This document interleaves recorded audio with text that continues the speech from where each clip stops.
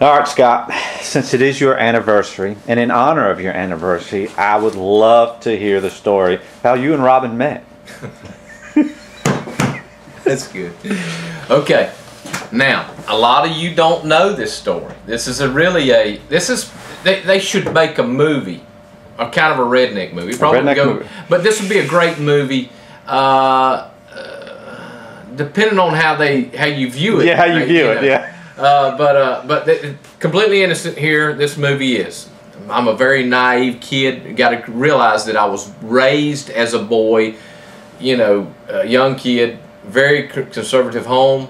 We weren't able to go wild or nothing. So I was about 18 years old, and me and my brother Michael was oystering in Apalachicola. He'd come in from the military, so we went to oystering. He had us an oyster boat, went to Apalachicola and oystered. We'd get up every morning at 3 o'clock in the morning, drive down there and oyster, and then get our limit, or however many we could get, which wasn't a whole lot. Well, we heard that a guy that owned, now oystering, if you've never seen it, you tong them up, you put them on the boat, you coil through them, and it's cold out there early in the mornings. I mean, you beat your hands. I mean, it's a rough work. But for young guys, it was something for us to make money. You got paid every day. So we were looking for buyers because we caught a good oyster, and we looked for buyers. Well, we're catching oysters that were sold on the half shell, so we get more money doing that, what you call a single oyster. So a guy owned the Seafood Reef restaurant there in Apalachicola, we heard he wanted to buy some oysters from us, or buy some oysters, a good oyster, and so we were recommended to go by there. So we started selling him some oysters. Well, one day we went by there, and we go in, kind of a little gravel, oyster shell lot, parking lot, a couple of mud puddles here and there. Well, Michael, my brother's older than me, so he was the one doing the money end of things. So he goes in, we unload the oysters, and I was sitting out in the truck waiting for the guy so Michael could get paid. Well, I'm looking out the window, and I looked, me, a little ugly freckle-faced kid when I was small, I noticed there was a little girl over here, probably 20 feet from the truck, playing in a mud puddle. Pretty little girl, probably about 6 years old or so.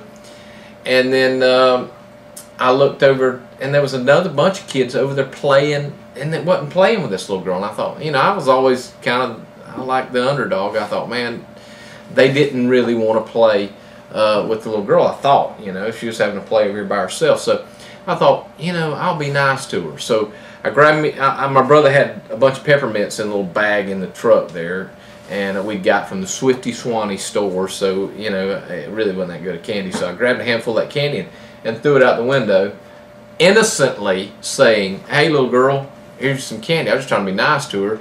I said, "You're a pretty little girl," and she smiled, boy, big old smile coming on her face. I said, "When you become 18 years old, my name's Scott Kelly. I live in Southport. You come see me. You're so pretty, I'll marry you when you're 18. Well, I didn't think nothing of it. I just figured I'd say something nice to her. That's the best thing I could come up with. Threw her some candy. Nobody else was playing with her. She took the candy, started, had it in her hand, and so Michael got in the truck. We drove off. Never thought nothing else of it, Marty. I mean, just nothing else. Well, I got a divorce, and I was living in a trailer. It was about 1994 or 5, somewhere right in there, whenever we met. I forget exactly what day. Anyway, I was in this trailer park off Buchanan Street in Southport. I was living there, kind of kickback bachelor and myself, laid back, coming home from work that afternoon, heard a knock on the door. Went and opened the door. There was this beautiful knockout standing there. I'm talking about, unbelievable. Take your breath away. All tanned up and everything. And she said, "You Scott Kelly?" I said, "I sure am."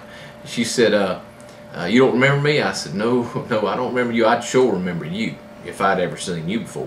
She said, "Well, about right at, I believe it would have been 12 years ago, you were down in Apalachicola. You don't remember that?" I said, "I used to oyster down there." She said, "Well, I was a little girl. My daddy owned the Seafood Reef restaurant." She said, she had her hand grasped like this. She said, "You told me that when I turned 18 years old, you wouldn't marry me." I said, "What?" I said, "Well, you know, I probably did. I said, I guarantee you I probably would have if I'd have known you was looking like this. And so she opened up her hand. And this is I know some of y'all's got a lumpy. I got a lump in my throat now. Do you, Marty? I mean, I'm about to cry. She opened up her hand and had all 4 of those peppermints that I had threw. Still had mud dried up on them. Well, I had threw those peppermints on the ground and told her that I would marry her if she just, you know, when she become 18 years old, just come see me. My name's Scott Kelly. She said, I never ate this peppermint. I've just held it all this time. And a lot of people knew when I come to Southport, they knew where you were at, sent me here. So I said, well, if I told you I was going to marry you, I guess I will.